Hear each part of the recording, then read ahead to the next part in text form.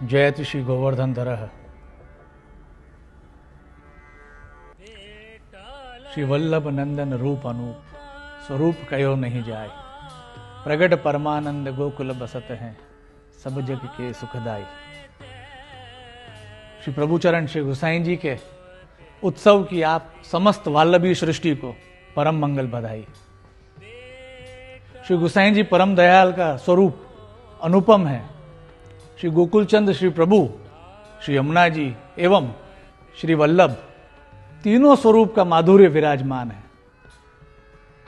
श्री गोपाल दास जी ने श्री वल्लभाख्यान में गाया है, ललित मनोहर श्री वल्लभ सुवन सुजान, नखशिख सुंदर ब्रज जन जीवन प्राण। नाम रत्ना के स्तोत्र में श्री रघुनाथ जी आपका नाम प्रकट कर रहे हैं, श्री विठ्ठल, जिसका अर्थ है भगवत भक्ति से शून्य एवं भगवत कार्यों जैसे ज्ञान, उपासना इत्यादि के संबंध से रहित जीवों को पुष्टि भक्ति मार्ग में लाने वाले, ऐसे आप कृपा निधान हैं। भगवत प्रीत्यर्थ जैसे दैन्यता का आप श्री ने निरूपण किया, वो भी सदैव चरितार्थ करणीय है। नव विज्ञप्ति में आप श्रीनाथ जी से विनती करते हैं, चित्तेन दुष्टो वचसा अपि दुष्टः, कायेन दुष्टः क्रिया च दुष्टः, ज्ञानेन दुष्टो भजनेन दुष्टो मम अपराधः कथिदा विचार्यः। अर्थात मैं चित्त से, वचन से, काया से, ज्ञान से, भजन से एवं क्रिया से सर्व प्रकार से दुष्ट ही हूं। हे नाथ, मेरे अपराधों को आप कहां तक विचारेंगे। ऐसे दैन्य का प्रतिपादन कर आप जीवों को दैन्यता का आदेश दे रहे हैं, और आप श्री प्रभु की कृपा का एकमात्र साधन दैन्य ही है। दैन्यमेवेकम साधनम,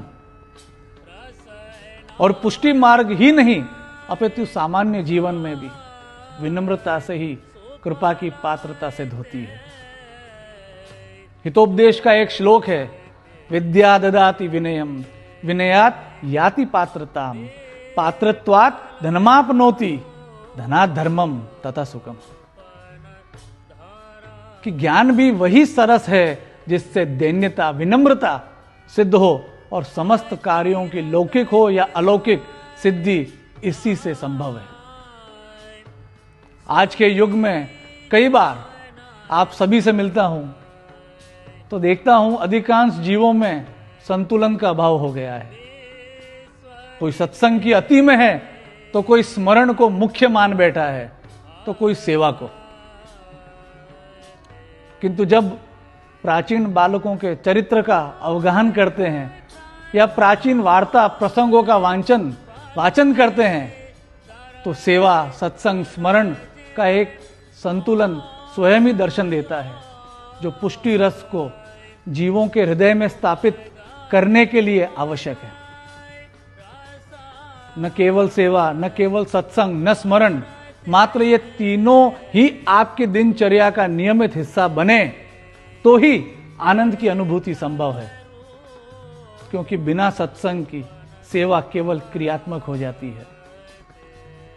सत्संग आपको रियल डायमंड और अमेरिकन डायमंड का अंतर बताता है, और जब आपको कीमत पता होती है तब आप यत्नपूर्वक हीरे को, यानी रियल हीरे को संभाल पाते हैं।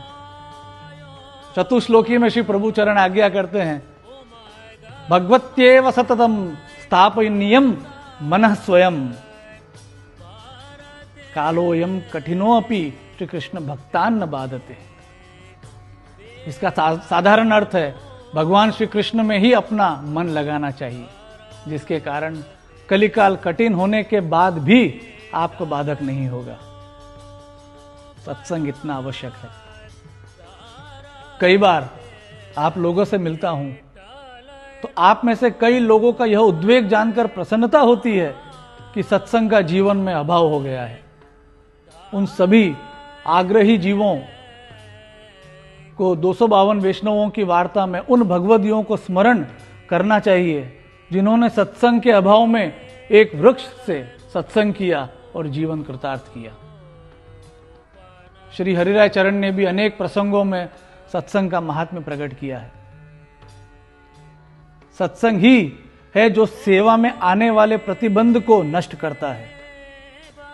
जैसे मॉडर्न लाइफस्टाइल में डिस्ट्रैक्शंस को रिमूव कर दिया जाए तो फोकस अपने आप गोल पर आ जाता है। उसी प्रकार सत्संग एवं भगवत नाम के स्मरण से सेवा रसात्मक रूप से फलीभूत होती है।